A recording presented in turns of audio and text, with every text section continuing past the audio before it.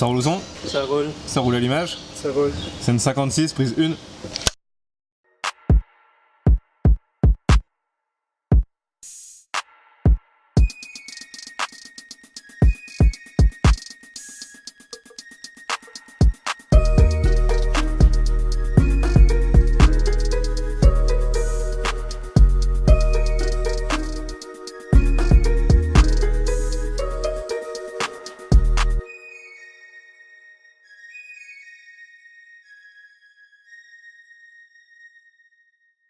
C'était tout au début de l'année 2018. Je crois même que j'étais en voiture, puis je revenais du Maine aux États-Unis.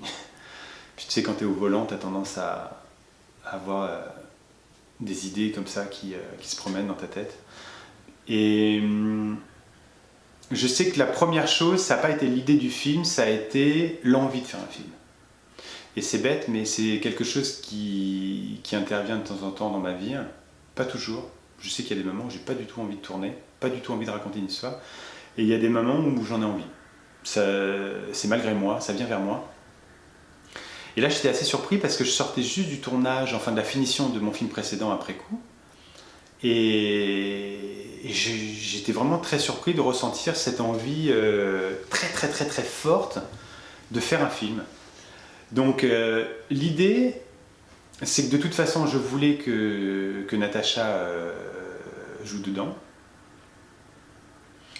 parce que j'avais été tellement satisfait du travail qu'elle avait fait sur après-coup que j'avais envie d'aller encore plus loin. Et je savais que je pouvais compter sur elle pour livrer des sentiments et des sentiments assez compliqués et des émotions compliquées. En fait, en gros, je me suis dit, voilà, je vais pouvoir faire un film avec Natacha en sachant qu'elle va être capable de jouer tout ce qu'il faut jouer, sans avoir à me restreindre. Et ça, c'était vraiment quelque chose de fort. Donc en fait, la première chose, j'ai dit à Natacha, je lui ai dit, écoute, je travaille sur une idée de film et tu vas jouer dedans. Et puis, vraisemblablement, tu risques d'avoir un rôle principal.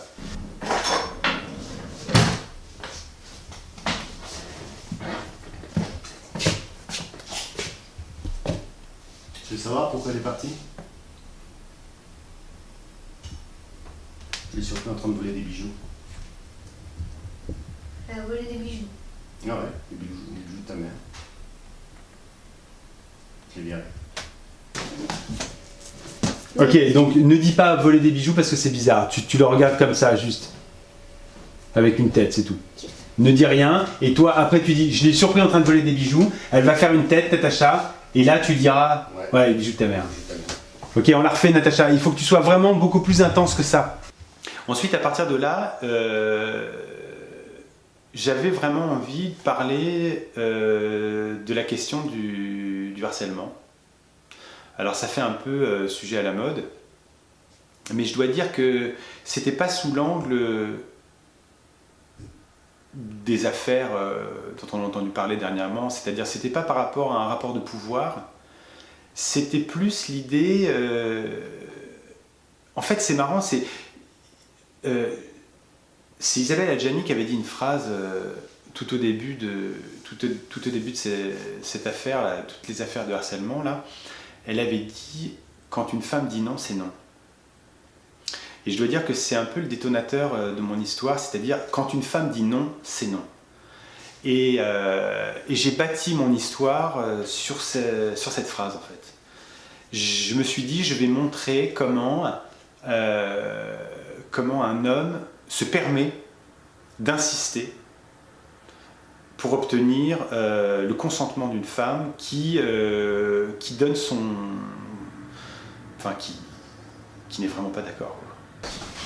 Ouais, c'est ça, casse-toi. Parce que là, t'es allé au bout d'un système. Vous êtes tous les deux au bout de quelque chose là d'ailleurs. Oui.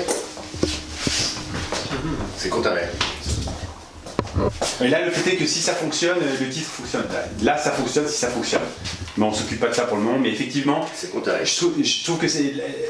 On va voir comment ça se comporte. Mais je pense que ça va vraiment marcher parce que j'aime vraiment le côté sacré, il a touché à ton corps, quoi. Et c'est vraiment un homme, c'est très... D'accord ? Mais ça peut même être un dégoût en fait. Hein. C'est. Touche pas. D'accord. Ok. Alors moi je propose de la tourner. Alors effectivement, ça voulait dire que ça allait être une histoire entre un homme et une femme. Et effectivement, Natacha, elle, a 9 ans, enfin elle avait 9 ans au moment du tournage. Comment intégrer Natacha dans cette histoire? L'idée, c'était que je voulais pas traiter une histoire de harcèlement uniquement, parce que je me disais que ça suffisait pas pour moi. Je voulais d'un côté qu'il y ait une histoire de harcèlement qui soit assez brutale, assez choquante, même franchement désagréable à regarder. Et en même temps, je voulais construire une histoire simultanément qui, elle, serait basée sur les sentiments. Comme une espèce de confrontation entre un monde qui serait un peu une incarnation du mal, en même temps d'une histoire qui serait basée sur la beauté des sentiments en fait. Avec son sac d'école, et tu diras, hey, ça va pas de partir de l'école comme ça. Ils m'ont appelé au boulot, ils savaient pas où t'étais passé. Hein. Pourquoi t'as fait ça? Et toi tu dis, j'avais plus envie de rester à l'école, je voulais être toute seule. Et ensuite c'est, tu peux pas te barrer de l'école comme ça. C'est grave de faire ça. Ok? Donc là il y a un petit temps suspendu. Et là tu le regardes comme ça, elle est prostrée sur le lit, tu lui dis, bon viens, je te ramène à l'école, tu vas pas rester à la maison toute seule toute la journée. Tu la prends et vous repartez dans le sens inverse. Et tout ça c'est un plan séquence depuis la voiture. D'accord? Et donc, il faut quand même que tu montres que tu as été inquiet sans le dire. Ouais. Parce que c'est quand même ta fille, je veux dire, t'aimes ta fille quand même. C'est plus ton attitude en général qui est négative, ouais. mais dans le fond, ça veut pas dire que t'aimes pas ta fille. Bah non. Donc, et ça, tu vas pouvoir l'exprimer avec quand tu la regardes prostrée, tu viens, tu lui prends la main comme ça, tu dis, bon viens, je te ramène à l'école. Tu peux pas rester à la maison toute seule toute la journée. D'accord? C'est à ce moment-là. C'est dans la façon avec laquelle tu vas dire ça qu'on comprend que c'est quand même ta fille. Ok? Mais elle va pas vouloir venir. Ok? Donc une fois que tu as dit ça avec pas de la compassion, mais pas de l'énervement. Tu la prends et toi, Natacha, tu vas pas vouloir venir. Et c'est là que tu reprends à nouveau ton personnage en prenant, allez, tu viens là maintenant là. Moi j'ai du boulot là, faut que tu viennes. Tu vois? Et là, André-Paul va vous suivre à nouveau et vous allez retourner jusqu'à refermer la porte et partir au loin. Mais là, on ne vous accompagne pas jusqu'à la bagnole. Mais toi, tu te rends compte, on va le prendre depuis sortir de la bagnole, venir faire toute cette laine de dialogue et repartir. Et c'est beau si c'est une séquence. Parce que là, je suis inquiet. Voilà, tout va être super beau si c'est une séquence. Parce que je suis inquiet, je sais même pas si elle est à la maison. Donc voilà, Karl Cassi. Il faut vraiment apprendre ce dialogue. Je l'ai ciselé tout le week-end. Tout est au point là, pour qu'on comprenne bien. Donc Natacha, vois ce qu'il faut que tu apprennes comme phrase. J'ai un costume ou pas? André-Paul, moi je pense qu'on ferait mieux de faire le vrai plan séquence de l'arrivée de la voiture et après, une fois qu'on a fait ça, on ira faire le petit shoot dans la voiture où il est au volant. Okay, on commence par le truc dur avant, d'accord? Bon, il faut ranger la pièce parce que la maison... Ça peut pas bien.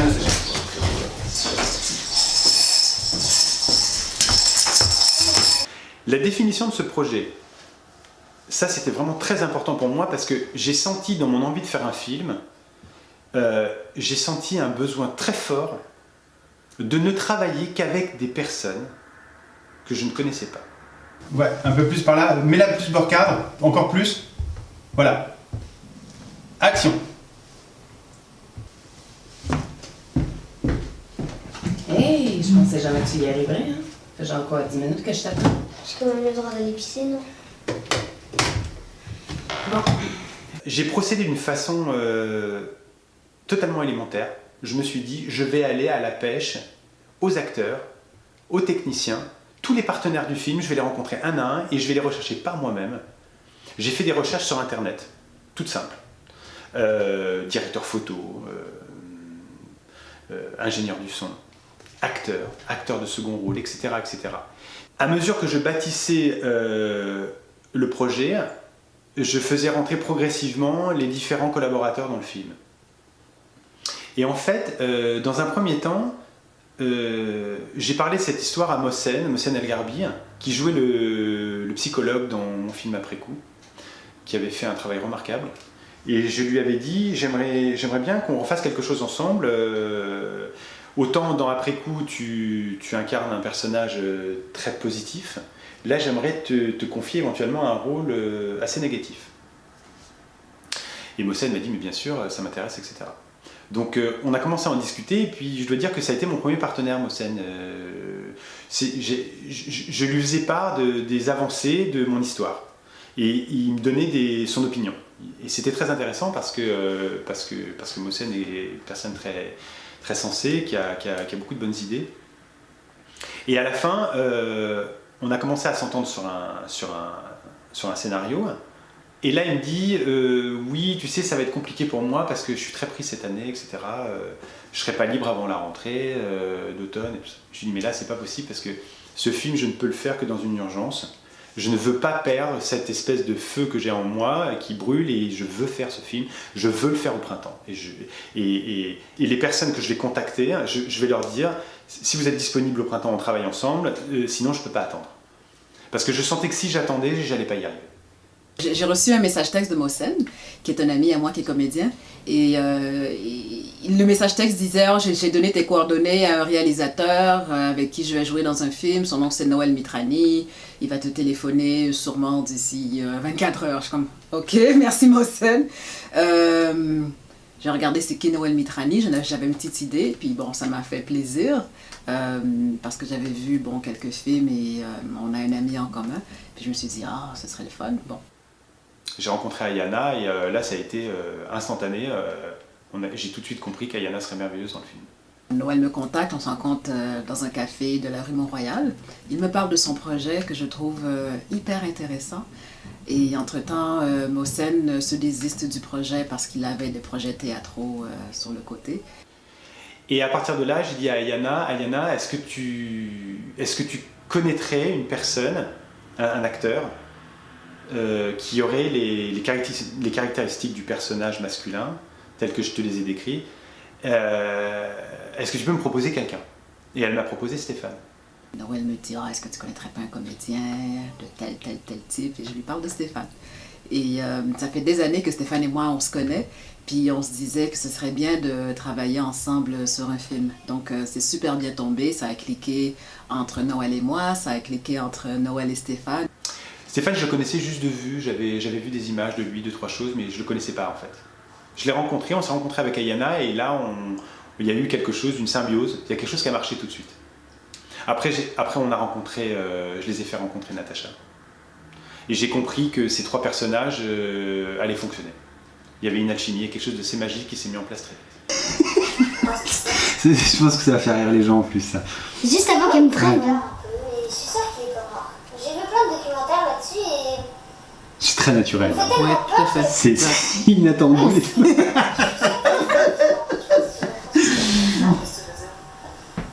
sais pas, je l'ai vu dans un journal, à un moment donné, ça disait que sa tombe elle était vide et moi ça me fait peur, il a des gros yeux, il a eu plein d'accidents, au début il était noir, après il était blanc, après il a eu des problèmes de visage, je comprends pas. Et ça me fait vraiment peur parce que j'ai peur qu'il apparaisse, ou je sais pas. Mais je suis certaine qu'il est comme moi. Et même s'il était mort, j'aurais quand même peur qu'il apparaisse. Je sais pas, c'est un personnage qui me fait peur. Tu préférais qu'il soit mort, vivant? Aucune idée. C'est bien ça, c'est bien. Ce qui est important, c'est les questions que tu lui poses, c'est pas ton point de vue sur la chose qui compte. Ouais. C'est ça qui est très important. Je peux te montrer le documentaire sur OnlyFans. Ouais, d'accord. Okay. J'aimais quand il chantait, moi. Génial, là on sent qu'il y a quelque chose qui se met en place. J'adore laisser le cadre vide comme ça, Ouais, moi aussi, avec la j'aime discussion qui continue. Et je pense que la base de leur jeu, le jeu, la façon avec laquelle ils jouent sur le film, dépend fortement de la façon avec laquelle tout ça s'est mis en place.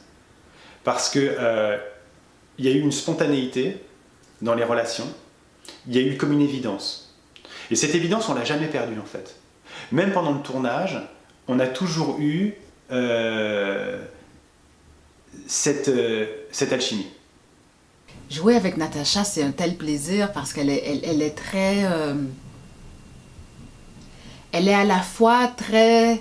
je sais pas comment le dire, mais effervescente, puis en même temps extrêmement présente et ancrée. Puis dès qu'il y a une caméra sur elle, elle a cette espèce de concentration et de force qui est très beau à voir à la caméra. Puis en même temps, ça reste une petite fille. Donc, il y a ce mélange de concentration, d'innocence et aussi de douleur. Parce que c'est une petite fille qui vient de perdre sa mère. Et ça reste tout le long du film. Et à travers ça, il y a tout ce rapport qui se développe avec moi, ce lien de confiance qui s'établit.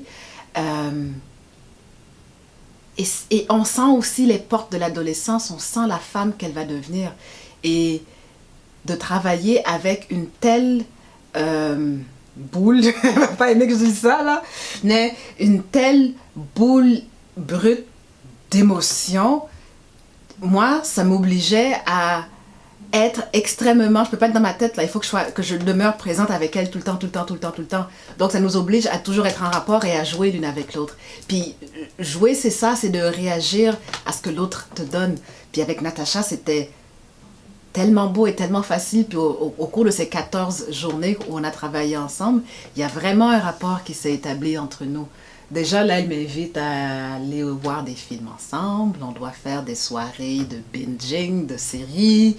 On va aller manger des glaces et des choses comme ça. Donc, tu vois, la réalité et la fiction se sont rejointes quelque part. Et ce qui était vraiment très, très, très important pour moi, pour ce film, c'est que je ne voulais pas qu'on s'enferme dans un dialogue écrit. Je sentais qu'on ne pourrait dégager une vérité. En tout cas, c'était le projet de ce film-là, la sensation que j'avais, c'était que je n'allais pas donner les dialogues aux acteurs. Le scénario faisait 13 pages. Il n'y avait que les situations de jeu. Il n'y avait même pas les décors. Et en fait, au tournage, j'ai divisé le nombre de jours de tournage par le nombre de scènes qu'on avait à jouer. Et en fait, l'idée, c'est qu'on avait 1 heure par scène pour tourner. Au départ, il commence avec ce qu'on appelle plus ou moins un scène à scène. En fait, c'est entre un synopsis et un scène à scène parce que chaque scène est expliquée en 2 ou 3 lignes. Donc, du coup, c'est expliqué de manière extrêmement directe et brusque. Et puis, quand j'ai lu ça, j'ai dit à Noël, mais il me semble que telle scène mériterait d'être plus nuancée. Tu sais, tout est dit trop directement. Il a dit, t'inquiète pas, aie confiance. Je suis comme, ok. Et en gros, ça s'est super bien passé parce que la force de cette démarche-là, c'est que, 1, Noël, c'est exactement où il s'en va. 2, ça laisse beaucoup de place à l'imprévisible, à quelque chose de tellement fragile que ça en devient extrêmement vivant. Puis juste avant de tourner une scène, il nous dit en gros c'est quoi les dialogues qu'il a en fait plus ou moins travaillé, disons, le jour d'avant. Donc il sait quand même exactement où il va. Donc quand on dit les lignes, c'est toujours extrêmement... C'est à la fois nuancé puis à la fois extrêmement précis. Ça va directement là où on doit aller, directement au cœur de l'émotion. Donc, puis quand on fait la scène, parce que ce sont des lignes qu'on n'a pas travaillées, parce que les acteurs, on est rois pour décortiquer une ligne, mais qu'est-ce que ça veut dire?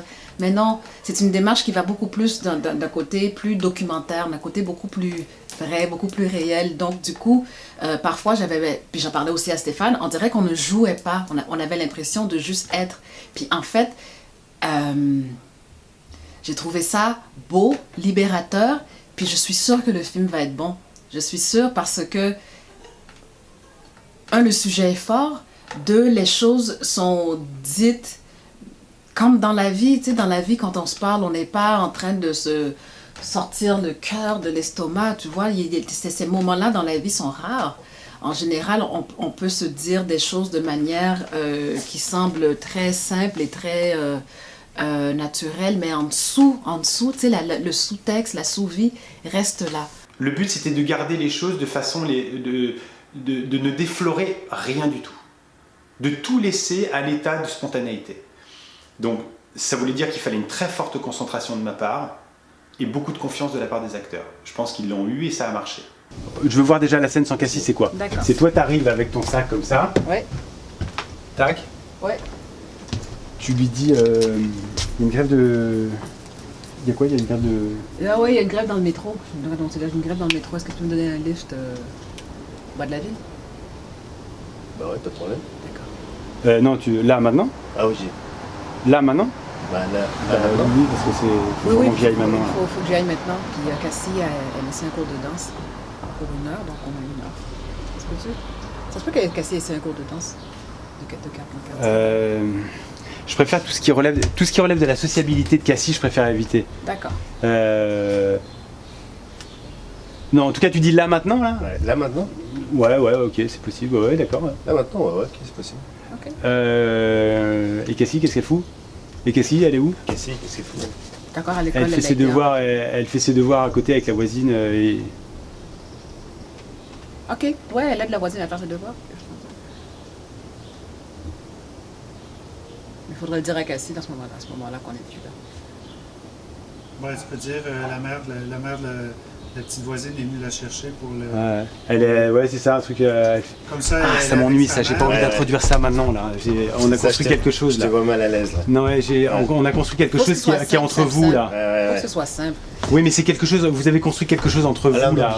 On va vers la fin là. On est obligé, c'est ça. Ouais. En fait, il faut que ça soit. Moi, je pense qu'il faut qu'on parte du principe qu'on se pose pas la question. Ouais. Non, attends.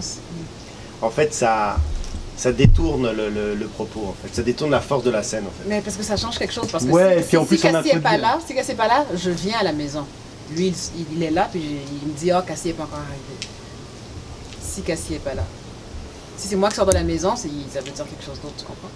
Ok, alors, donc, imagine, t'arrives. Mais t'arriverais pas, puis tu partirais, ça marche pas. Oui, mais s'il me dit que Cassie va être de retour dans 1 heure, après, je dis, ah, ben.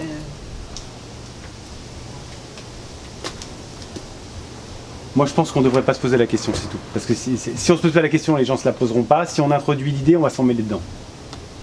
Non, Ouais, tu penses pas comme une Ben, femme. moi, je pense que moi, je te la poserais Hein? parce que. Moi, comme femme, je la poserais la question. Ouais, moi aussi, parce que. Elle est là pour Cassie. Cassie, elle s'en va. Cassie, elle est où, Cassie? Eh ben, on n'a qu'à faire comme si Cassie venait. Et ce que tu lui balances, tu lui dis plus comme ça, là, sur le ton comme ça. Devant Cassie. Bah, elle est derrière, elle n'entend pas, elle lui dit.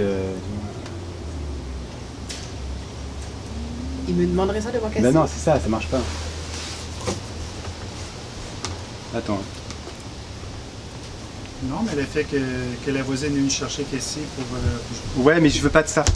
Non, mais il veut pas. Et puis, Je veux pas qu'elle soit sociable. En fait, il faut que parce que là, on arrive à la fin. On a créé un huis clos avec des personnes là. Et il veut.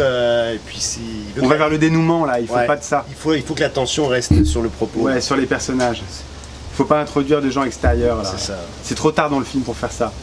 Ça, c'est un Non, bon mais t'as déjà introduit la petite voisine là, qui marchait avec. Ouais, mais ça c'était le début, ça allait. point. Ça fait béquille en fait. Ça fait un petit peu béquille là. Ça Ok, fait un c'est peu- bon. Alors, si Cassie est encore à l'école, t'aimes pas ça? Oui, mais alors qu'est-ce que Elle tu finit fais là? plus tard. Moi, je savais pas qu'elle finissait plus tard. Ok.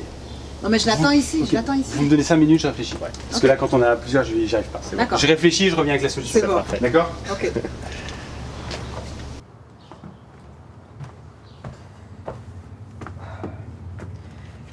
Il y a une panne dans le métro. Tu me donnerais un livre au centre-ville?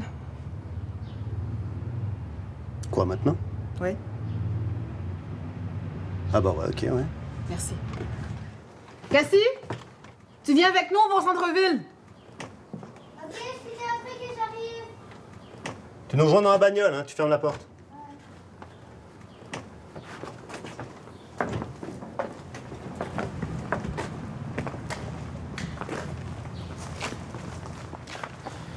En fait, l'idée, c'est qu'à chaque fois qu'on arrivait à une scène qu'il fallait tourner, je leur disais, voilà, cette scène, on va la tourner dans le parc ici. Cette scène, on va la tourner à tel endroit à l'UQAM. Cette scène, on va la tourner dans la rue. Cette scène, on va la tourner dans la cuisine, etc. etc.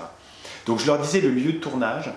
J'en faisais part au directeur photo, à André Paul. Je dis, voilà, ça, c'est l'endroit où on va tourner la scène. Je prenais les acteurs dans un coin et je leur disais, voilà... voilà la situation de jeu, voilà ce qu'il faut qu'on obtienne avec cette scène, voilà là les buts de la scène, et je vais vous donner des phrases clés de dialogue. Vous allez les apprendre très rapidement, et on tourne. Ce qui fait qu'en fait les acteurs n'avaient absolument pas le temps d'intellectualiser leurs lignes de dialogue. Ils avaient tout juste le temps de les apprendre, et je leur disais, ne vous inquiétez pas, on n'est pas là pour atteindre une perfection dans le dialogue, on va vers du naturel. Si jamais quelque chose de plus spontané vous vient, vous le dites du moment qu'on obtient les objectifs de la scène. Et ça a marché d'une façon extraordinaire, parce que du coup, les acteurs, au lieu de jouer une scène, ils étaient dans la scène. C'est-à-dire que ils étaient dans des conditions où ils jouaient pour la première fois une scène où ils avaient à peine découvert un dialogue, un décor et une situation de jeu. Et ça a marché formidablement. Ils prennent comme ça, et peut-être qu'on pourrait même prendre quelque chose qui pourrait être intéressant. Ce serait que tu te sens un peu coupable quand même de ne pas aller auprès de la tombe. C'est une scène sans dialogue. Tu la prends un peu comme ça et Natacha elle fait comme ça. Ouais, tout à fait. Tu vois ce que je veux dire? Ou même ça peut être tellement subtil que je comprends que c'est ça. Jouer avec mon fils. C'est ça. J'essaie de me prendre la main pour traverser la En fait, c'est presque plus un geste de culpabilité qu'un geste d'affection. Et là, elle le comprend et elle va faire comme ça. Là. Elle va faire comme ça. Et toi, à la limite, si tu peux te placer à un moment donné de ce point de vue-là, ça serait beau parce qu'on aura encore la perspective avec les tombes. Et puis tu les verrais partir. Comme ça, tu vois, pour aller chercher. Mais c'est pas sûr que ça prendrait pas tant de temps que ça à faire tout ça. Par contre, là, tu le fais sans tube, ça. Le déplacement, tu le fais à l'épaule. Moi, j'avais rêvé de tube. Parce que c'est un moment de plénitude. Ouais, je sais, mais les tubes, c'est long à mettre en place. Non, ça prend 2 secondes. Bon, d'accord, on verra alors, d'accord. Parce que le mouvement de caméra qui se déplace, ok. Je trouve que ça convient en pas tout cas, à l'ambiance du moment. alors que moi, en général, je ne serais pas toujours super favorable à trop découper. Là, je trouve que c'est une scène qu'il faut découper parce qu'il faut aller chercher des intentions différentes. Je trouvais ça aussi intéressant qu'il faudra qu'on aille chercher aussi Stéphane tout seul. Même si c'était un film intimiste, j'avais l'idée que je voulais vraiment faire intervenir des acteurs de second rôle. Chaque scène qui a été tournée avec des acteurs de second rôle avait quelque chose à défendre. Même si c'était très bref, même si leur intervention dans le film était brève, tous avaient quelque chose à défendre. Et je pense que c'est aussi une des raisons pour lesquelles ils ont tous accepté de faire une scène. Et en fait, l'assemblage de tous ces petits personnages, finalement, compose une galerie de personnes qui enrichissent à chaque fois les personnages principaux. Et ils ont tous été formidables. Ils sont tous arrivés sur le film et ils se sont tous mis dans le tempérament du film, dans la façon de faire. Ils ont tout de suite compris que, d'abord, ils sont arrivés, ils n'avaient pas de dialogue non plus. Ils ont compris que la seule chose que j'attendais d'eux, c'était d'être spontané, d'être juste.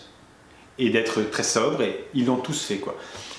Ça, c'est intéressant. Alors là, par contre, j'ai eu la chance d'avoir le soutien de Maria Morella, qui a une agence artistique qui s'appelle Bellini International, et elle m'a beaucoup aidé pour les acteurs de soutien, en fait. Parce qu'en fait, c'était l'agence de Diana et de Stéphane, et elle m'a fait des propositions extrêmement intéressantes pour les seconds rôles.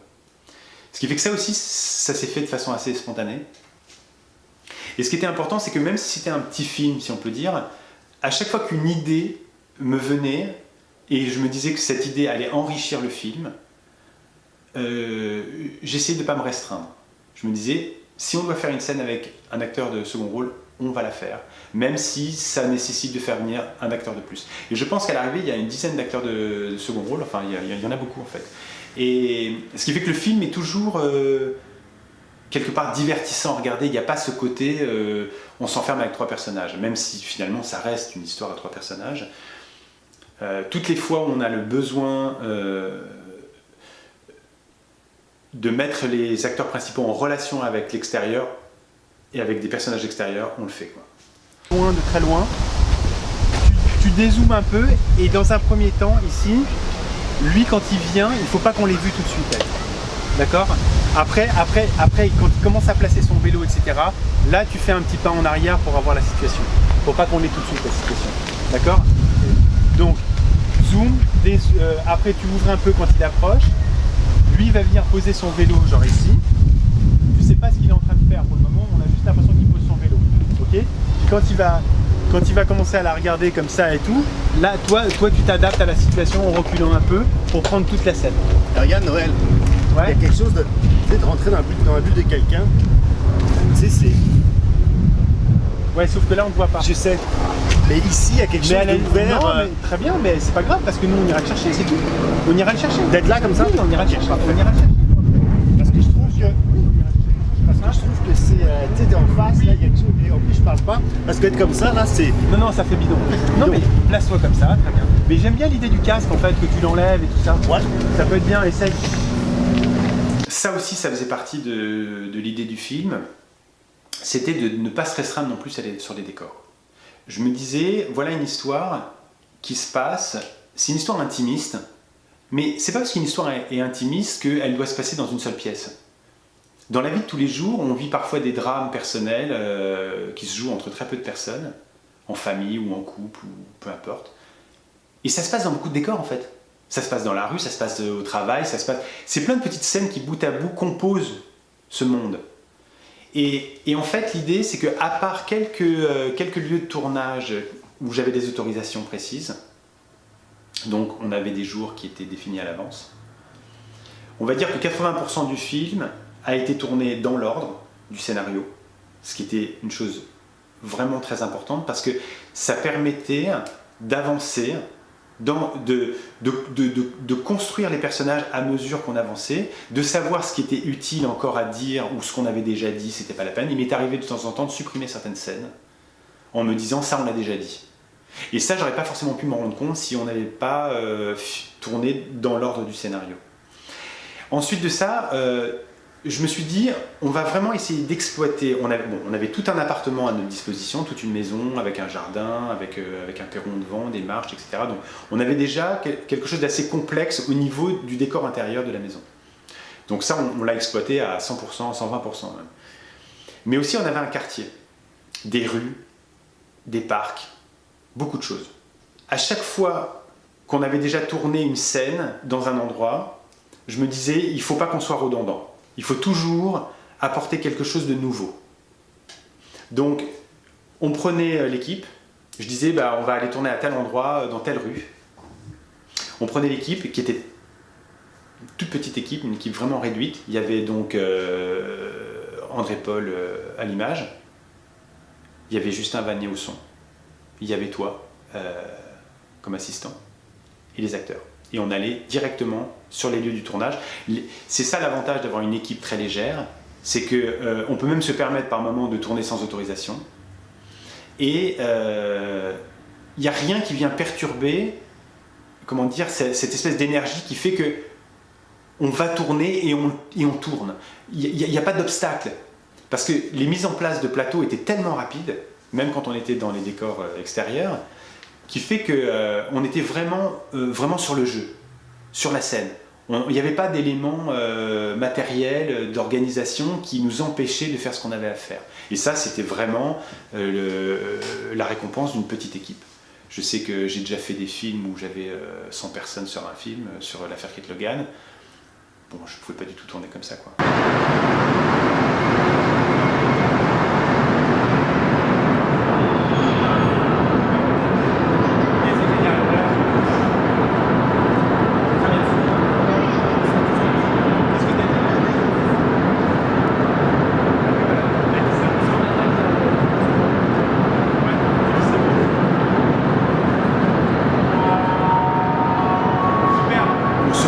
Situations où on va avoir des obstacles, où on va avoir des inconvénients et on les règle sur le moment.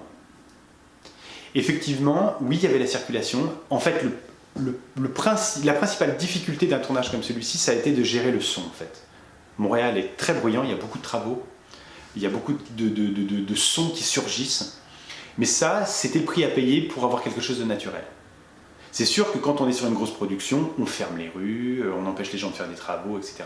Bon là on a essayé de temps en temps, je sais que toi plusieurs fois tu t'es retrouvé à aller dire à des gars qui faisaient des travaux sur des chantiers de nous épargner quelques minutes. Mais dans le fond c'est pas si grave ça, parce que c'est des petits problèmes qu'on peut gérer sur le moment. Alors évidemment, ça me crée une certaine anxiété. Parce que je me disais toujours, est-ce qu'on va y arriver, etc. Mais c'était pas des obstacles majeurs. C'était pas des obstacles qui se mettaient en travers du projet artistique qu'on avait à faire. Mais effectivement, du coup, il y a eu un travail de mixage assez important à faire. Parce que on a attrapé tout un tas de sons qui faisaient pas partie du film. Mais finalement, c'était des sons qui étaient pris dans la rue, donc c'est la réalité.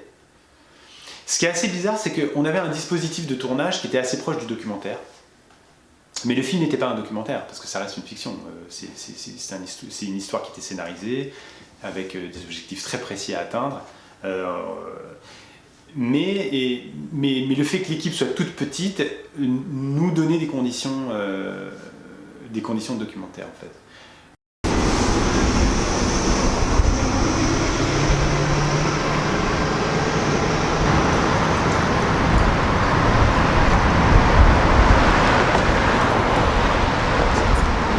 Les acteurs étaient tellement dedans, ils étaient tellement pénétrés de leur personnage qu'on faisait finalement très peu de prises, en fait. J'ai pu beaucoup découper le film. Je me suis dit, je préfère nettement changer les valeurs de cadre, changer les angles sous lesquels on prend les scènes. Donc j'avais beaucoup de matériel de montage, en fait. C'était assez extraordinaire. J'ai fini avec 25 heures de matériel de montage pour un film qui fait 1h40 à l'arrivée. Donc j'avais vraiment ce qu'il fallait. Mais le principe, c'est que je ne demandais pas aux acteurs de jouer différemment les différents plans, parce que je pense que quand on sait ce qu'on a à dire, on le dit d'une certaine façon. Mais j'ai beaucoup changé les valeurs de plan. Gros plan, un peu plus serré, un peu sur le côté, etc. Ce qui fait que j'ai pu découper, parce qu'on avait le temps, c'était assez incroyable. On avait 1 heure pour chaque scène et pourtant on avait le temps de faire les choses. On a pratiquement, je pense qu'on peut dire qu'on n'a jamais été en retard, en fait. On a fini les journées à l'heure, on a eu peut-être des débordements d'une demi-heure, pas plus, quoi, en fait.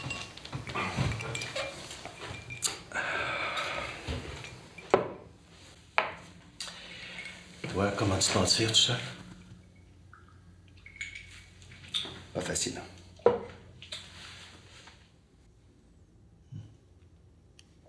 Je me sens seul.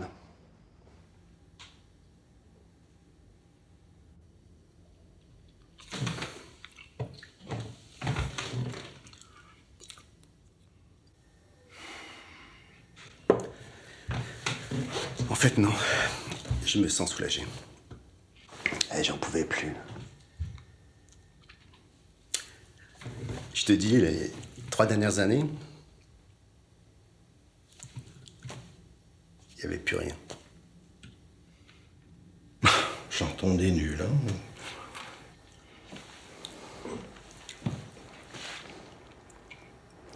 C'est ça.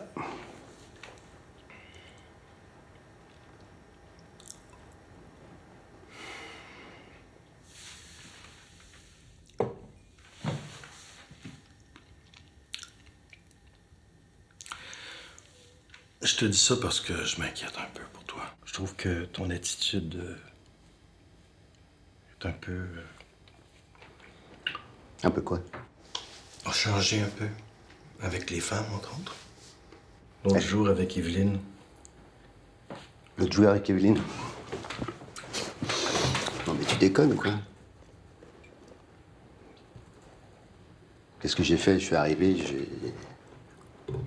je sais pas, moi, t'es là, je parle. T'es trop sérieux, toi. Sur Cassie, c'est que dans les 2 cas, je leur propose un personnage avec un parti pris qui est extrêmement fort. L'idée avec Laurent, c'était, dans Après coup, c'était de lui dire tu dois maintenir ton personnage de bout en bout dans l'émotion. C'est-à-dire que tu ne relâches jamais l'émotion. Tu es perpétuellement, dans chaque scène, il faut qu'on ressente un personnage qui est dévasté par la culpabilité. Donc c'était un défi extraordinaire, Laurent s'était mis là-dedans et je sais que, à l'époque il m'avait dit qu'il en avait des nuits agitées, que c'était compliqué pour lui, etc. Je dois dire que, en tant que réalisateur, si on arrive à faire souffrir nos acteurs, c'est vrai que c'est pas très gentil, mais ça prouve qu'on est en train de leur faire jouer quelque chose qui a de la valeur. Ça, c'est sûr. Par rapport à Stéphane, je sais que ce qui a pu faire souffrir Stéphane sur son personnage, mais ça, c'était dès le début, j'avais établi cette chose-là. Je lui avais dit, ne cherche jamais, mais vraiment jamais, à donner de l'humanité à ton personnage. Tu dois accepter l'idée que tu vas décrire un personnage profondément antipathique. De toute façon, je lui ai dit, si tu joues ce rôle avec sincérité, si tu te mets dedans sans te restreindre au niveau de ce que tu donnes, c'est-à-dire si tu n'as pas cette crainte de passer pour quelqu'un de désagréable et de négatif, de toute façon, de l'humanité finira par percer, c'est inévitable. Tout être humain, à un moment donné, a des moments d'humanité. La seule chose, c'est que toi, tu ne vas pas travailler dessus, on ne va pas travailler dessus. Parce que si on travaille sur ça, quel est le message? Le message serait complètement brouillé. On veut décrire une personne qui est sous l'emprise de ses pulsions sexuelles. Quelqu'un qui ne peut pas s'empêcher de désirer à chaque instant obtenir sexuellement l'autre. En l'occurrence, ce personnage joué par Yann. C'est pas un personnage qui est décrit sous un angle sympathique. C'est son objectif, son projet intime est quelque chose de profondément négatif. Souvent on se dit, bon ben, pour défendre son personnage, il faut l'aimer, il faut aller lui trouver une part d'humanité, tout ça, d'aller... Et moi j'y suis pas allé vraiment sur ok non, il faut le comprendre, il doit sûrement avoir quelque chose de noble derrière qui fait en sorte qu'il se comporte comme ça, une faille, une douleur ou quelconque, une chose qu'on se dit pour aller justifier de jouer ce genre de choses là. Moi j'y allais surtout sur la scène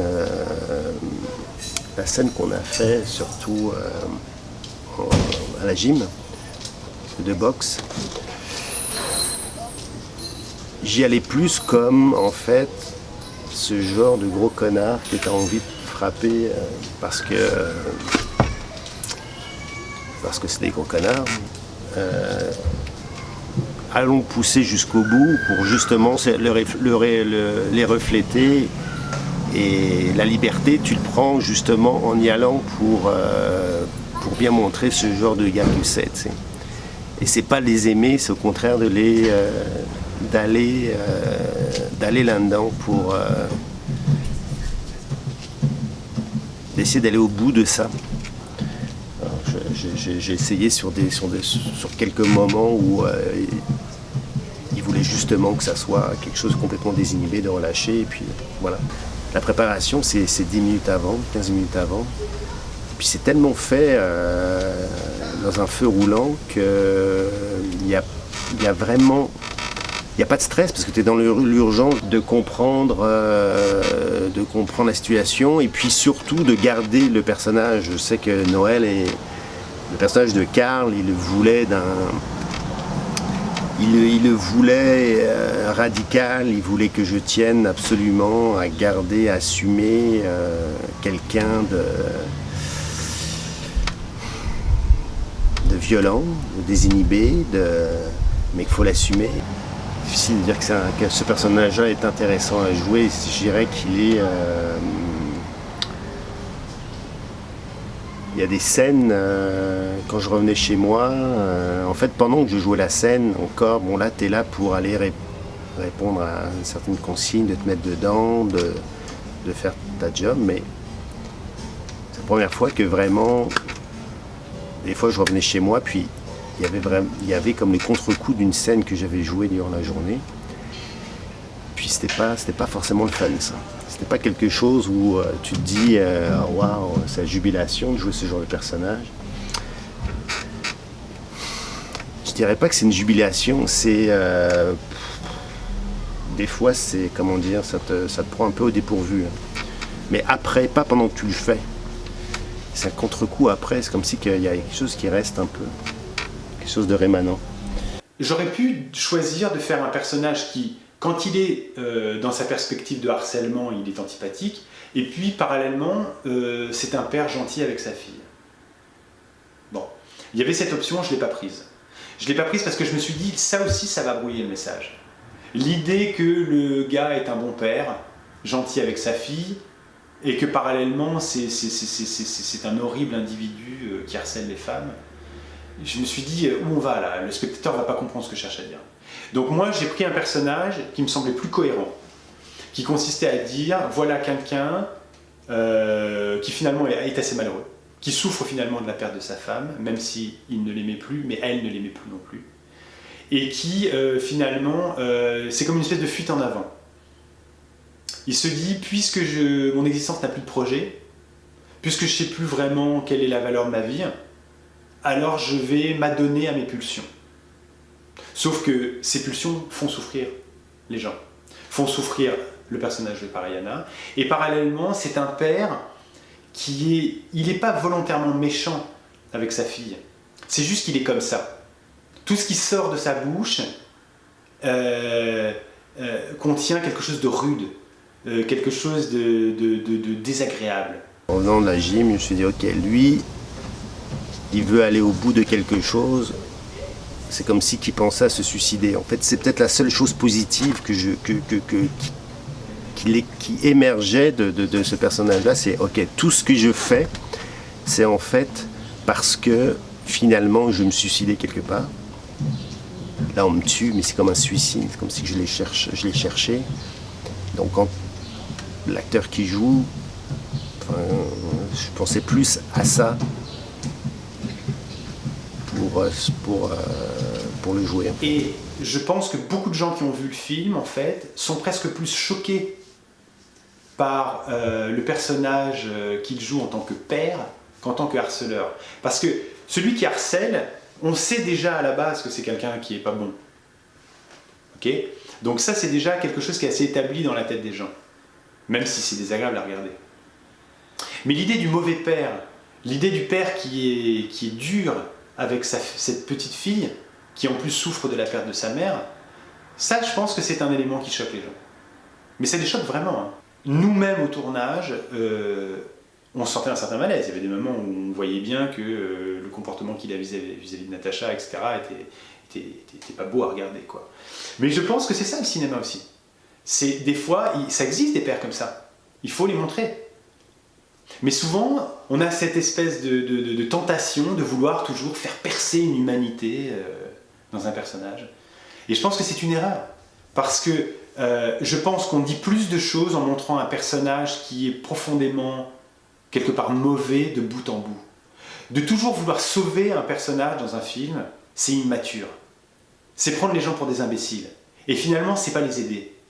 Je pense que c'est drôle parce que j'ai montré le film à Laurent Lucas, et il m'a dit, en regardant ce père, j'ai ressenti comme un malaise, comme une honte en tant que père, parce qu'il s'est dit, ça nous concerne tous quelque part. On est tous potentiellement des mauvais pères, des pères qui ne sont pas capables d'être gentils avec leur enfant, à l'écoute, disponibles, capables de donner des sentiments. Et je pense que ce qui dérange dans ce personnage masculin, c'est que même s'il est poussé à son extrême, il n'est pas si extrême que ça. Il est contenu entre le mauvais père et l'homme sous l'emprise de ses pulsions. Quel homme, quels sont les hommes qui peuvent dire que ça ne les concerne pas du tout? Alors évidemment, il y a plein d'hommes qui triomphent de ça et qui deviennent des bons pères, et qui sont capables d'avoir une sexualité maîtrisée et normale et acceptable. Mais là, en l'occurrence, c'est pas ce que je voulais montrer. Je voulais dire, regardez, ça c'est pas bien, et c'est pas bien du début à la fin. Ce qui fait que du coup, c'était pas évident pour Stéphane, parce qu'il savait qu'il avait vraiment le mauvais rôle. Et en tant qu'acteur, je sais qu'il a souffert, j'en suis désolé, mais sa performance en est d'autant plus magnifique. En étant speed, de demander où est ta fille, tu vas aller vérifier à la maison, c'est ça l'idée. Et puis peut-être qu'à un moment donné, quand on sera dans la rue, tu pourras dire merde, il n'y a pas de place, putain. Il n'y a pas de place qui fait que ça justifie que tu passes par l'arrière. Okay. Je le montrerai ou pas, je suis pas sûr, mais on sait jamais. Parce que si d'un coup ça paraît un petit peu bizarre que tu passes par l'arrière, on aura une explication. Okay. Dès lors que je produisais le film, chaque jour de tournage, c'est beaucoup, surtout sur un petit film comme ça où finalement tous les participants du film étaient bénévoles. C'est toujours un petit peu un défi de demander à des personnes de participer à un film de façon bénévole. Donc chaque jour, c'est un poids supplémentaire qu'on ajoute. Donc j'ai essayé de contenir le film dans un nombre de jours de tournage qui était raisonnable. Après ça, je me suis dit, si l'expérience qu'on partage est forte, on va plus vraiment faire attention à ça. Et je pense que c'est ce qui s'est passé, c'est qu'on a vécu tous une expérience qui était forte et on était tous heureux de la vivre d'une certaine façon. L'idée avec André Paul, c'était de lui dire, est-ce que tu peux, tout en faisant une image quand même assez belle à regarder, faire des mises en place rapides. Mais vraiment rapides. Il ne faut jamais, jamais, jamais qu'on attende la caméra, jamais qu'on attende la mise en place des lumières. Si on se retrouve dans ce cas de figure, c'est pas le bon film qu'on va être en train de faire. Le film qu'on est en train de faire, c'est que la mise en place est tellement rapide qu'on est sur le jeu tout le temps, tout le temps, tout le temps. Et André Paul a été extraordinaire pour ça. Parce que j'aime bien le côté obscurité, c'est bien aussi de temps en temps qu'on ne soit pas toujours, tu sais, avec les bonnes conditions. C'est intéressant qu'il soit dans l'obscurité, je trouve, justement. On n'entend plus que les voix. Mais tu sais ce que tu pourrais faire, Justin? C'est qu'on fera toute la scène que au son. Mais tu iras chercher juste le son de... Écoute, ils sont dans le noir. Ils sont dans l'obscurité quand ils parlent. Tu iras chercher le son et on mettra les voix sur les... on placera les voix, au pire. Et André Paul a été extraordinaire pour ça, parce que je lui donnais les indications au début, je lui disais voilà ce que j'aimerais qu'on ait. Et il mettait ça en place très très rapidement.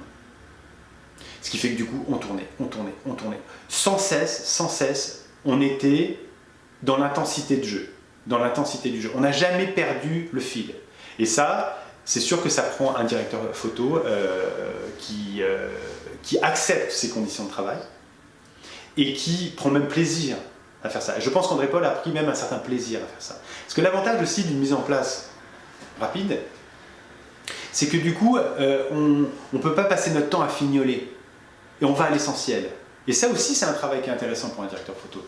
Aller à l'essentiel. Parce que nous tous, on allait tous à l'essentiel. Les acteurs à l'essentiel. Moi, j'allais à l'essentiel dans ma mise en scène, dans l'écriture des dialogues. Tout ça, c'était fait pour un seul objectif. Aller à l'essentiel. Et je pense que ça a marché, quoi. Également, il y avait Justin qui était au son. Ben Justin, lui, il était dans le mouvement, il suivait aussi. Il avançait ça. Jamais il s'est mis en travers pour nous dire ça on peut pas le faire. Non, il a toujours réussi à être dans le même tempo que toute l'équipe. Vous entendez? Ah ok, c'est ta caméra en bas. Ouais. Non, il y a un autre... Je pense que ce que tu entends, c'est de l'air qui se diffuse, je sais pas quoi. Non mais c'est normal, c'est de la circulation d'eau, on pourra rien faire, c'est les tuyauteries ça. Ok. Mais c'est pas grave, ça fait un bruit sous-sol ça. Ok, on y va? On y va parce que c'est pas cool pour nous là. Non, c'est bon. Ça tourne au sang? Attends, je trouve plus mon... Ok. J'ai pas de lumière. Veux-tu allumer 2 secondes? Attends, j'ai... Ça, j'ai mon sel. Ah, je l'ai trouvé. T'as trouvé? Ouais. Ok, on y va? C'est logique là de laisser allumer comme ça là? Ben, ouais, comme ça c'est bien, comme ça c'est bien, voilà. Ça roule au son. Ça tourne à l'image? Ça roule. Tu vas chercher le plafond un peu hein, quand elles arrivent. Hein. Ok. Scène 66, prise 1. Action! Wow, il y a plein de choses partout. Attends, il y a des choses ici. Ah, il y a une boîte.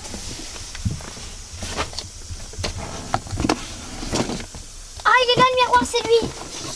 T'as vu? Mais il y a plein de choses à maman là-dedans. Attends, viens, on va remonter la boîte. Hop. Prends-la. Ouais. Ah. Aïe. Vas-y.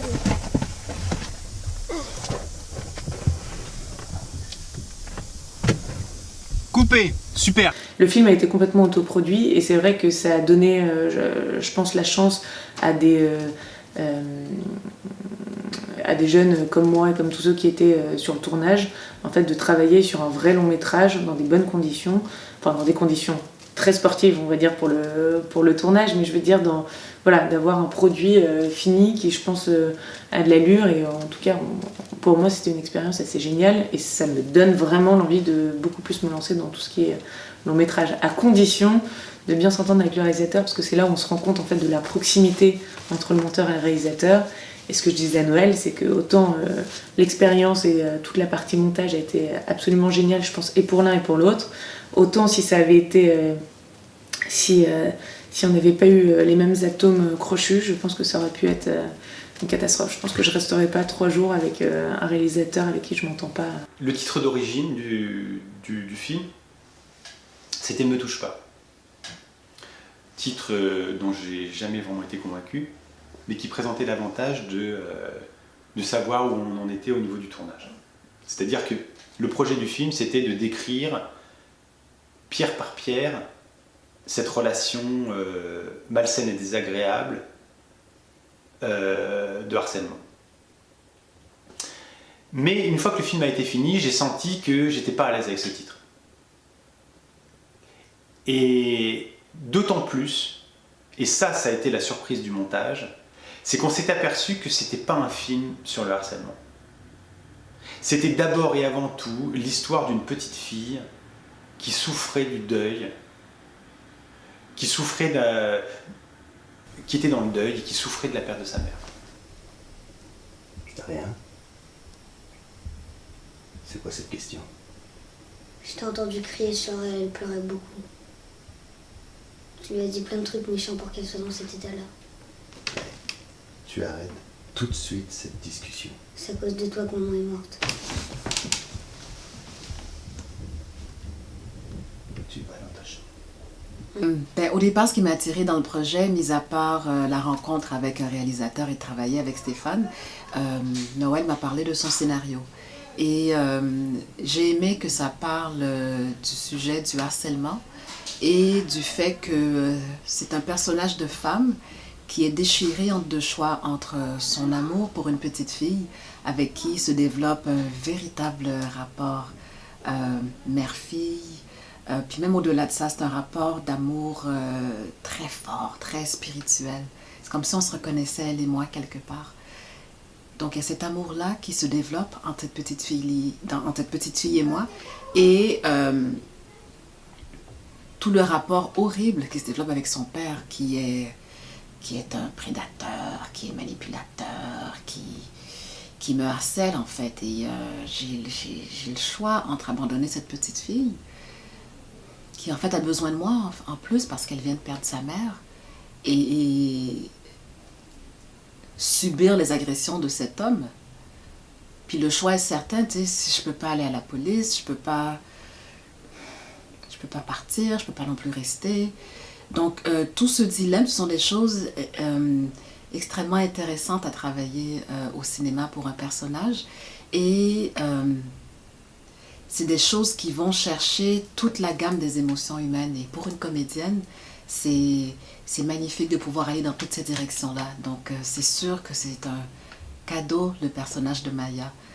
C'est l'histoire d'une petite fille qui a perdu sa mère, qui souffre, qui doit endurer la méchanceté d'un père, et vient s'ajouter cette question de harcèlement, comme si, quelque part, on n'en avait pas assez, quoi. C'est-à-dire, c'est l'idée que, alors que le monde de cette petite fille est déjà difficile, en plus, elle a ce père qui fait ça, quoi. Et en fait, le film a été finalement rebaptisé Cassie, qui est le nom de la petite fille, comme une façon de dire, regardez, c'est pas un film sur le harcèlement, c'est un film sur une petite fille. C'est l'histoire d'une petite fille qui souffre de la perte de sa mère. Et vous allez voir qu'il va se passer quelque chose d'assez inattendu, de brutal et de choquant. Donc toi, tu arrives comme ça, les deux pieds sur le truc, tu arrives comme ça, tu te places, tu bois une gorgée, tu te tiens dessus. Je suis loin. Et vous partez sur, allez, tu veux bien, allez, essaye, allez. La bière, elle est déjà là-bas, là. Hein? Ouais, quand tu t'arrives, tu feras une montée de chant quand elles auront fait déjà un petit truc. Mais la bière est déjà là-bas, là. La tienne, elle est déjà là. Ah, Mais celle de... Allez, tu vas boire une bière avec moi, là. Et alors donc, Natacha, quand je lance la scène, tu bois une gorgée de ça et tu vas t'asseoir. Tu colories 2 secondes, vous rigolez, vous échangez, fais voir, ah ouais, il est beau ton perroquet, j'aime beaucoup comment t'as fait, etc. Et toi, tu dis de quelle couleur tu mettrais ça. Tu dis, bah je sais pas, essaye jaune, ça serait beau jaune ou un truc comme ça. Et après t'arrives avec la bière, Natacha écoute bien. Ok. Ensuite tu dis, ouais, mais pas beau ce jaune, attends, je crois que j'en ai des mieux dans la chambre. Je vais chercher un plus beau jaune dans la chambre. Natacha, tu laisses ton coloriage et tu quittes le champ. D'accord? Et là, vous avez votre échange. Donc toi, tu bois une gorgée, tu profites que vous êtes tous les deux, et tu lui sors quand t'as connu Hélène. Mais tranquille. Bah oui. D'accord? Et donc, vous voyez à peu près le topo, là? Oui. C'est une des très rares scènes où vous êtes tous les trois.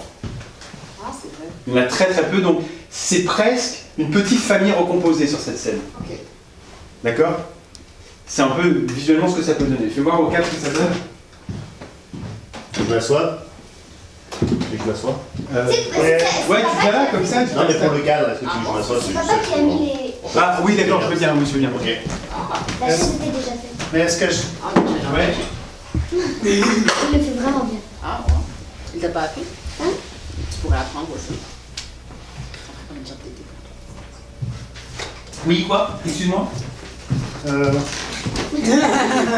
Ben, essaye de te promener un peu, quoi. Ouais, mais c'est ce que je pensais, mais tu veux pas un plan large. Ben, je sais que les plans larges, après, on a un peu de difficulté à monter, quoi. Style comme ça, je vais vers... puis j'ai Stéphane. Là. Oui, ça peut être beau, remarque, ça peut être beau, on peut le faire de temps en temps. C'est juste que moi je connais pas le texte, je sais pas. Mais c'est pas grave, je trouve ça bien. Tu suis ce que à ton feeling. Okay. 2 des 3 personnages principaux du film sont des femmes, à savoir Natacha et Ayana. Et j'avais besoin, sans cesse, j'avais comme une nécessité, que ce soit une monteuse et pas un monteur. Parce que je pense que deux hommes derrière la console de montage sur un film comme celui-ci, ça n'aurait pas été bon. Et le fait est que quand on a monté avec Clara, le fait qu'elle soit une femme et qu'elle me donne sans cesse son sentiment de femme par rapport à ce qu'on était en train de faire était indispensable. Donc en fait, quand on a commencé à travailler ensemble avec Noël, je lui ai demandé, je lui ai dit mais pourquoi moi alors qu'il y a plein d'autres monteurs et que c'était mon premier long métrage, et donc il m'expliquait qu'il cherchait vraiment une femme monteuse. Et en fait, on a travaillé vraiment étroitement, c'est-à-dire que même s'il y a 1 ou 2 scènes peut-être que j'ai montées de mon côté, on travaillait tous les jours ensemble. Et en fait, ça a été source de énormément de débats. En fait, on s'est régalé, on s'est super bien entendu. On n'était pas forcément d'accord sur quelle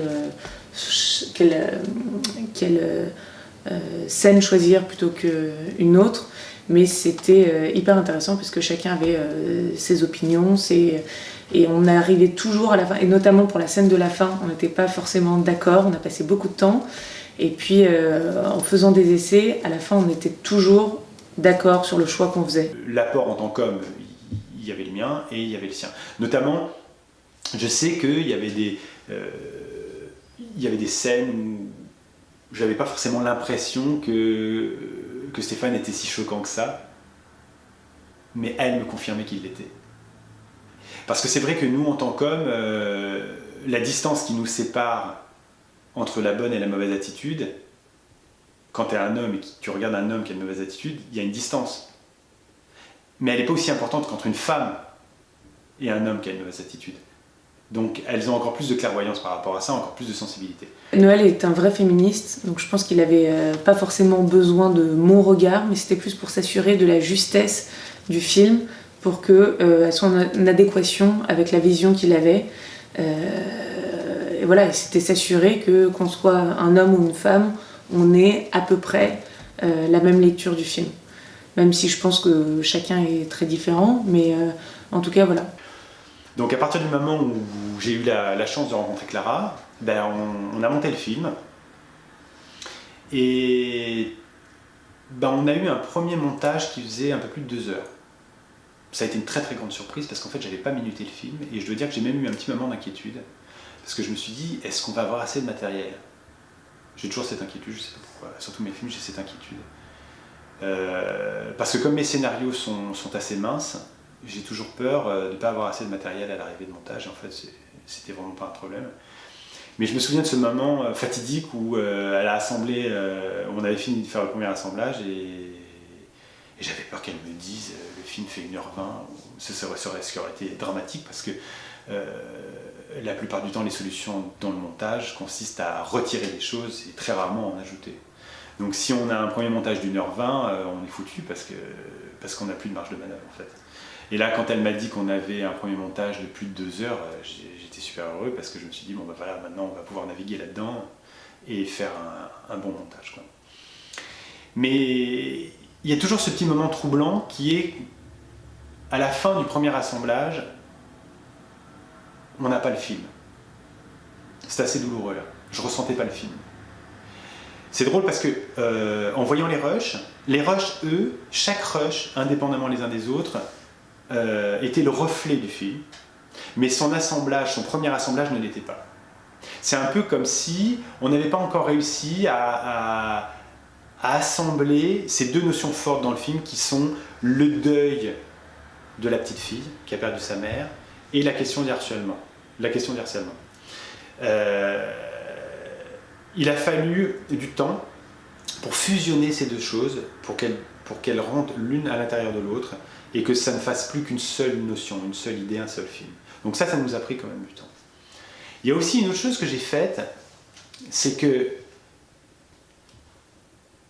j'ai poursuivi un peu l'expérience de tournage au montage, d'une autre façon. Noël m'a proposé, je trouvais ça assez intéressant comme approche de travail, c'était de commencer le montage sans connaître le scénario. J'avais juste le synopsis. Donc je savais à peu près de quoi il s'agissait, mais une fois de plus, c'était pas forcément le synopsis de Noël n'était pas forcément hyper objectif. Donc quand on arrivait sur le détail des scènes et qu'il fallait donner en montage, on peut vraiment pousser le caractère d'un personnage ou d'un autre. Et c'est vrai que j'avais tendance à prendre toujours le côté un peu plus sympathique de Stéphane, et Noël voulait toujours donner le côté le plus sombre. Et puis voilà, ça a été source de débat, ça a été, on n'était pas forcément d'accord, etc. Et ça, c'était assez amusant de travailler sans scénario, et donc on a travaillé scène par scène. Comme je l'ai dit au tournage, je donnais les indications aux acteurs et les dialogues au dernier moment. Donc ça les mettait dans une forme un petit peu comme ça d'instabilité. Avec Clara, je lui ai dit, je ne vais pas te donner le scénario. Elle n'avait pas le scénario. Je lui ai dit, je vais juste te raconter l'histoire. En quelques mots, je vais te raconter l'histoire. Donc je lui ai raconté l'histoire. Et je lui ai dit, et maintenant, ce qu'on va faire, c'est que, comme il y a des numéros de scènes, tu vas découvrir les scènes, une à mesure qu'on les regarde ensemble. Donc toi, tu ne vas pas connaître, je ne lui avais pas dit quelle était la fin du film, pour qu'elle conserve une forme de suspense. Parce que ce suspense-là, il était très important pour moi, parce que c'était, vu que le film n'a pas été financé par des personnes extérieures, je n'avais absolument aucun moyen de vérifier le contenu du film. L'idée, c'est donc Natacha. Donc le papa là, il a eu une discussion avec Ayana qui est venue lui demander à la porte si elle serait intéressée à prendre des cours de chant avec sa fille. Et lui, il dit qu'il va t'en parler. D'accord ? Il vient et il t'en parle. Et il vient te demander si tu es intéressé à faire des cours de chant. Mais lui, toi, t'es ni favorable ni pas. Il m'en parle pour moi, ou il m'en parle parce qu'il veut qu'elle rentre. Non. Il le fait parce que dans le fond, il se dit pourquoi pas. Peut-être qu'effectivement ça peut aider ma fille vu qu'elle est tellement chiante, renfermée.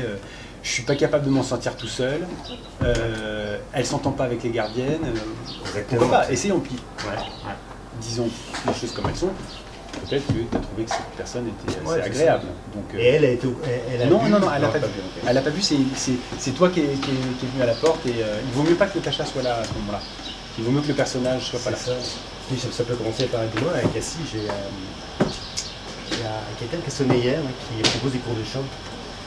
Et je trouvais que c'était intéressant, ça évacue ton stress, il me semble qu'en ce moment, tu es un peu... Ok. Attends. Non, toi t'es pas du tout d'accord. Donc en fait, alors attends, on y va par étapes. Comme façon de monter, c'était un peu comme si je découvrais le film comme quelqu'un qui va au cinéma, si ce n'est que c'est pas monté, mais à chaque fois je découvrais la première scène, et ensuite j'avais les différents angles, et même si souvent on essayait par rapport au script de prendre directement la meilleure scène, et puis de la découvrir, et puis ensuite on dérochait pour le reste. Parce que quand on se fait financer, il y a des gens des analystes, des personnes qui donnent leur point de vue, etc. Donc on a déjà du retour par rapport à ça. Je n'avais aucun retour. Et les acteurs étaient trop impliqués dans le film pour avoir vraiment la lucidité nécessaire. Donc je me suis dit, Clara, elle va pouvoir me le donner, parce qu'à mesure qu'elle va découvrir les scènes, je vais savoir quel est l'impact de ces scènes, et progressivement, le film va se construire en même temps qu'on avance. Et j'ai trouvé ça formidable à tel point que je trouve qu'on devrait faire ça à chaque fois, en fait. On ne devrait pas donner le scénario au monteur. On devrait regarder les scènes dans l'ordre, et puis ça se construit. Donc elle n'avait aucun préjugé. Elle ne savait pas où on allait, et elle se laissait faire par les scènes. Et j'ai vu, il y a certaines scènes qui l'ont choquée. Elle disait « Oh, ah d'accord, ah c'est ça qui se passe oh. !» Et donc, en fait, je savais par ses réactions quel était l'impact réel de ce qu'on avait tourné. Ce qui était amusant, c'est que comme je découvrais scène par scène, il y a quand même 2-3 scènes qui m'ont particulièrement surprise et puis j'étais pas au courant qu'en la visionnant, j'allais être choquée à ce point.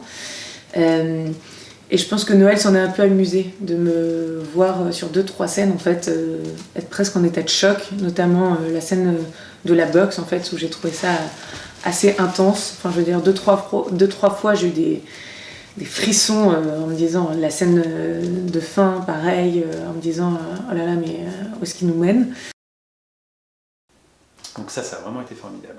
Ensuite de ça, on a commencé à monter, on a commencé à malaxer cette pâte, ces 2 heures. On a enlevé, on a commencé à retirer, on a commencé à le montrer. Quand on avait fait la première version du montage, on l'a envoyé à différentes personnes. Et c'est assez étonnant parce que quand on demande, quand ils savent que c'est pas le montage final et qu'ils visionnent le film, en fait je pense que les gens se permettent un peu plus de donner leur avis. Et on a eu des avis complètement contradictoires. Quand les uns nous disaient que le personnage était beaucoup trop sombre, qu'il était imbuvable, que Stéphane c'en était trop, etc. En fait, de l'autre côté, on faisait visionner à quelqu'un d'autre qui nous disait « vous devriez en faire un peu plus ». Donc c'était assez bizarre. Donc, pour rejoindre la question du quel est le regard de la femme par rapport au regard de l'homme, en fait, finalement, je pense que ça dépend aussi de l'état dans lequel on visionne le film. C'est sûr que si on est un peu sensible ou quoi, bah, y a des personnes qui, au bout de 10 minutes, le film va vraiment les déranger. Il y avait des gens qui avaient du retour. Notamment, on nous a dit que le personnage masculin était franchement trop antipathique et que ça devenait désagréable à regarder. Donc on a essayé d'adoucir, entre guillemets, le personnage masculin. C'est-à-dire, pas l'adoucir fondamentalement dans ce qu'il était, mais de faire en sorte qu'il n'y ait aucune répétition dans son personnage, qu'il n'y ait aucune redondance, que chaque chose qu'il apporte soit nouvelle, qu'on soit toujours dans quelque chose qui fait que le spectateur s'intéresse à ce personnage et ne soit pas dans le rejet. Bah, la projection test, c'est intéressant d'avoir les avis des uns et des autres, mais là où il faut faire très attention, c'est que sous prétexte que c'est pas le montage final, en fait chacun donne un peu son avis et se doit d'avoir un avis même s'il n'en a pas forcément. Et c'est assez difficile de garder le recul pour pas justement tout changer et garder en fait la vision du réalisateur. Et ça, c'est assez intéressant. Parce qu'on s'est beaucoup battu dans le montage pour faire en sorte que le film ne provoque jamais un rejet. Parce qu'il y avait des choses qui étaient tellement désagréables que ça peut provoquer un rejet. Donc je pense qu'à la fin, on est arrivé à une balance qui fait que le film est, me semble-t-il, équilibré. En fait, c'était étonnant parce qu'à la fois, il y avait la fraîcheur des 2 femmes, donc Ayana et Natacha, et puis au fur et à mesure, on commençait à comprendre le personnage de Stéphane, qui peut être à la fois, qui avait un aspect charmant, que moi j'avais tout le temps tendance à essayer de faire ressortir, et Noël avait tendance à me dire non mais c'est pas du tout le côté sympathique que je veux mettre en exergue, bien au contraire, c'est la pire espèce qui soit en fait, donc on veut pas le rendre sympathique. Donc ça c'était assez étonnant, parce que moi j'avais tendance à dire mais non, mais on va essayer de rendre les choses de façon un peu moins sombre. Et en fait, c'est là où j'ai découvert qu'il y avait vraiment un travail à accomplir, c'était de mener ces personnages à une vraie confrontation en fait. Ce qui fait que j'aime beaucoup le montage et que ça en est devenu mon métier, c'est que on peut jouer avec les personnages. On peut vraiment les faire tendre à être plutôt sympathiques ou au contraire détestables. En coupant une scène, on peut changer complètement le cours de l'histoire. Enfin, c'est pour ça que d'ailleurs il faut faire vraiment attention au recul qu'on a par rapport aux différents montages, aux différentes vidéos qu'on regarde tous les jours. Et là, ce qui était assez génial, c'est que Noël, même s'il avait une idée très concrète de ce qu'il voulait, m'a laissé une vraie liberté de pouvoir m'exprimer sur le montage. Il n'y avait pas le côté juste technique, on met bout à bout des scènes et puis à la fin on essaie de le rendre regardable. Ça a été vraiment à nouveau, on a pu discuter, il a pu, à la fin on a quand même changé complètement les scènes, l'ordre des scènes, etc. On a beaucoup discuté et il était hyper ouvert à condition que ça reste dans sa vision, et il avait une vraie vision des personnages, de l'histoire, mais pour le reste il était hyper ouvert en fait. Et ça c'était génial, c'est-à-dire que je me suis pas retrouvée juste devant mon ordinateur à passer d'une scène à l'autre. Il y a eu vraiment des discussions, c'était un vrai partage en fait. Il fallait conserver le naturel, parce que les sentiments étaient tellement vrais dans le film que ça aurait paru complètement inapropos de faire des images esthétiques. Donc l'image est tout sauf esthétique. Et au début du tournage, j'avais même un peu l'idée que je voulais bouger la caméra un peu de façon un peu documentaire, et puis très vite on a arrêté avec ça. On s'est rendu compte que rien n'est plus beau qu'un gros plan sur un visage qui dit quelque chose d'émouvant. Et donc il faut être sur ça, il ne faut pas chercher à...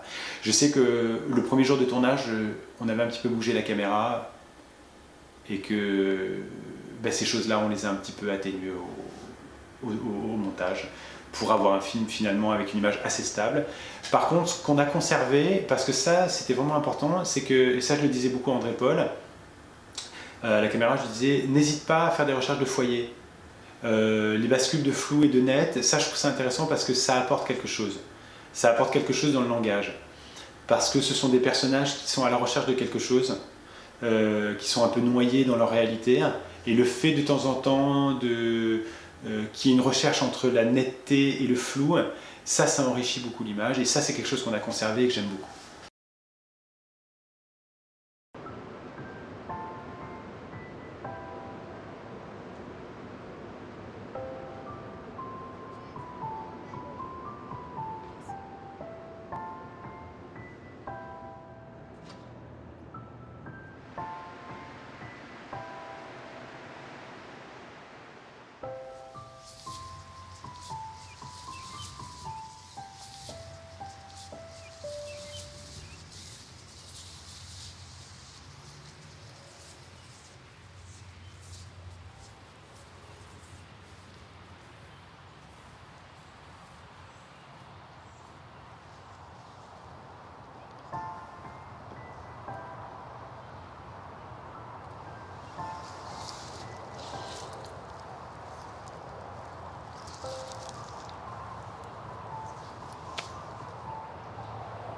Je crois qu'elle nous entend.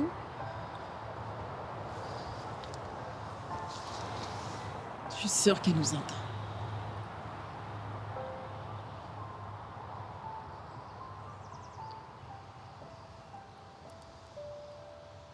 Le film n'était même pas encore tourné.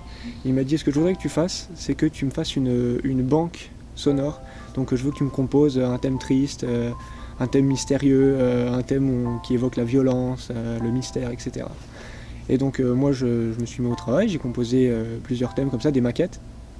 Et à partir de là, le film s'est tourné. Et un jour, il m'a donné la copie des premiers rushs. Et il m'a dit, écoute, tu peux aller au café, va dans un endroit tranquille, regarde le film. Et essaie de voir s'il y a des trucs qui collent ou si tu peux composer plus et tout. Donc j'ai regardé l'intégralité des rushs, j'avais un petit carnet de notes. Je prenais en note tous les passages qui pouvaient potentiellement marcher avec de la musique. Et puis à partir de là, j'ai recomposé certains morceaux. Je lui ai envoyé toutes les maquettes. Et à partir de là, avec la monteuse Clara, ils ont sélectionné une bonne partie des morceaux que j'avais composés et puis ils les ont placés dans le film. Et j'avoue qu'au début c'était assez stressant parce que moi comme je te dis, j'ai l'habitude de faire la musique un peu dans ma chambre ou avec des amis. Et là, d'un coup, il fallait que je le fasse vraiment pour un long métrage. Donc j'étais là, ouais, est-ce que ça va coller et tout.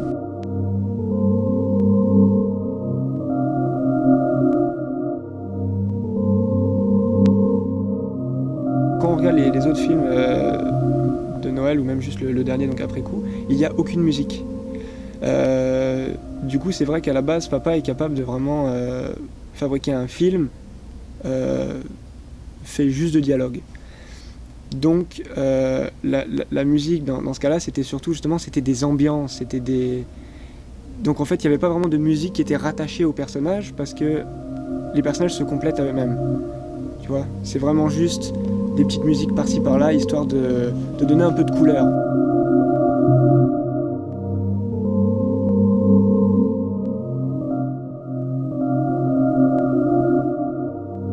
En fait, je dirais qu'il y a comme deux univers parce qu'il y a l'image et le son. Tu vois, donc c'est sûr que quand on pense à musique triste, on va penser justement à, c'est un peu stéréotypé, mais à un petit violon, un petit piano, quelque chose comme ça. Mais là, l'affaire, c'est que il y a l'image qu'embarque. Du coup, parfois, il faut pas forcément grand-chose pour que la musique complète. La musique vient compléter l'image, en fait. Du coup, même si le thème n'est pas forcément triste ou mystérieux, le simple fait que la scène le soit, un petit nappage musical, genre, ça va permettre de faire ressentir cette émotion. Et ça je l'ai compris une fois que j'ai vu le film et que j'ai dû recomposer un peu par-dessus. Parce que au tout début, j'avais fait des... Par exemple, à un moment, il y a une scène de boxe dans le film, très agressive et tout ça. Et j'avais composé un thème justement un peu violent, un peu... qui faisait ressortir ces émotions-là. Et lorsqu'on l'a collé sur le film, ça marchait pas du tout. C'était trop stéréotypé, ça marchait pas. Et finalement, on a pris un autre thème que j'ai composé un peu après et quand on l'entend, on se dit pas, ah ouais, ça va évoquer la colère, la violence. Et pourtant, en le mettant sur l'image, c'était ça qui fonctionnait.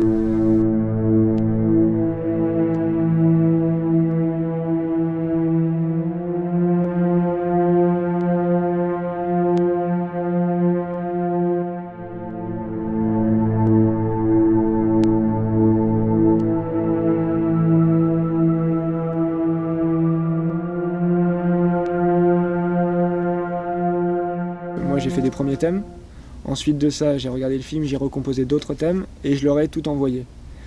Et là c'était justement le moment le plus pas évident à gérer pour moi parce qu'en fait c'était le moment où ils allaient prendre mon travail et le juger et voir ce qui marchait et ce qui marchait pas. Et sauf que moi à ce moment-là j'étais pas avec eux, je leur avais envoyé les morceaux, du coup sur le moment j'étais pas trop au courant. Et puis un soir papa est rentré, il m'a dit bon là c'est super, on a pris l'une de tes musiques pour le générique de fin. Et à ce moment-là, c'est là que déjà ça m'a soulagé. J'étais très content, je me suis dit ah ça y est, bon ça y est, ils ont pris un, il y a quelque chose qui fonctionne, tu vois. Et à partir de là, c'est là que j'ai recomposé d'autres morceaux et tout ça, et que là il y a eu une plus grande communication, je dirais.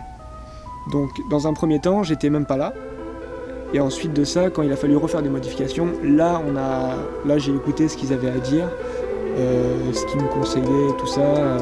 Même par exemple pour ce qui est du thème de la boxe, ce genre de choses, ouais ça marche pas, fais plus quelque chose dans ce genre là, etc.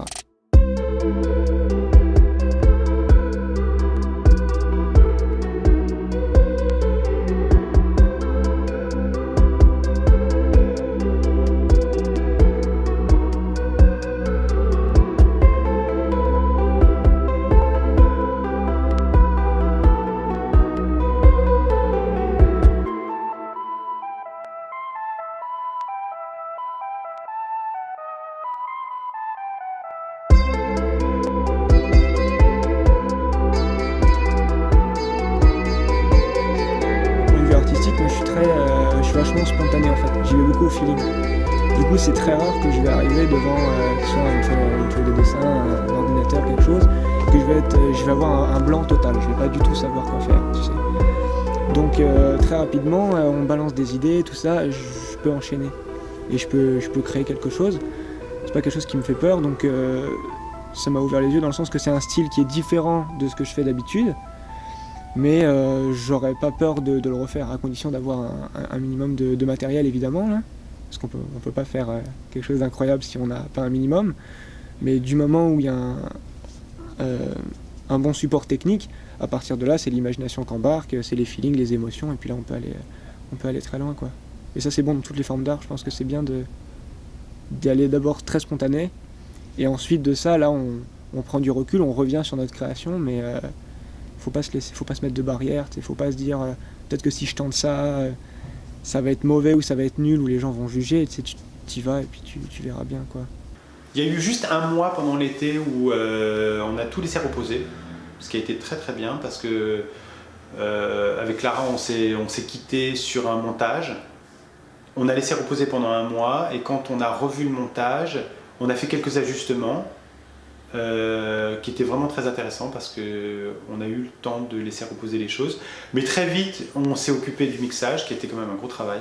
Timothée a fait un très beau travail là-dessus parce que, comme je le disais, comme on a tourné dans des conditions réelles, on avait beaucoup de sons et de choses qu'il fallait nettoyer pour que le film soit quand même agréable à regarder. Et la colorisation a été un beau travail aussi. Ça a été ce moment où finalement on a tourné en 4K, on a tourné avec un objectif de très bonne qualité et on a une belle image en fait. On a une très belle image et il a fallu attendre quand même la colorisation pour savoir qu'on avait une belle image. Parce que c'est vrai qu'en montage, on travaille sur une image qui est un petit peu dégradée, qui n'a pas tout son potentiel.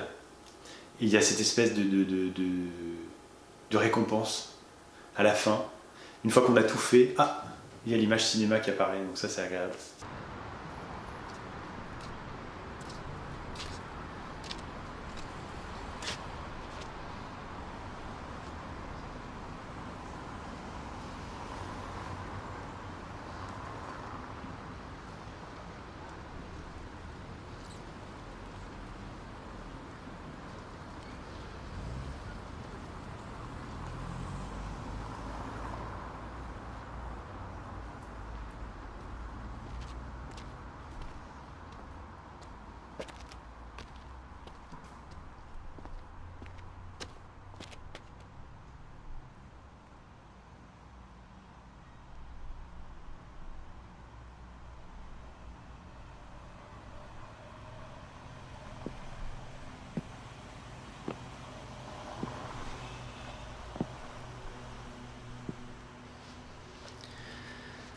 Bon. Puisque t'es là, c'est que t'as réfléchi à pas mal de choses. En tant que créateur du film, on est surpris nous-mêmes par ce qu'on a créé. Et ça, c'est magnifique.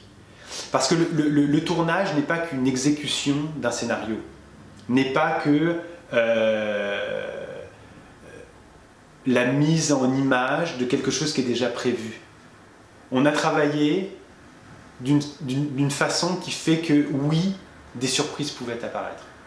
Mais au final, une fois que le film a été terminé, mixé, avec sa colorisation, etc., quand tout a été terminé, j'ai su qu'on avait terminé parce que le film ressemble maintenant au sentiment que j'avais pendant qu'on l'a tourné.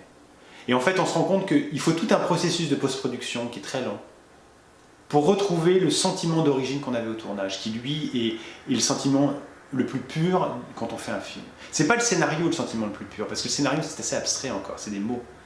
Mais l'expérience de tournage, c'est celle qui nous indique vraiment quelle est la matière qu'on a travaillée et comment on la ressent. Et au début du montage, on ne l'a plus ça. On a juste un assemblage d'images qui donne pas beaucoup de sens. Et à force de travailler, on en arrive à ça. Et donc, je sais maintenant que le film ressemble au film que j'ai voulu faire.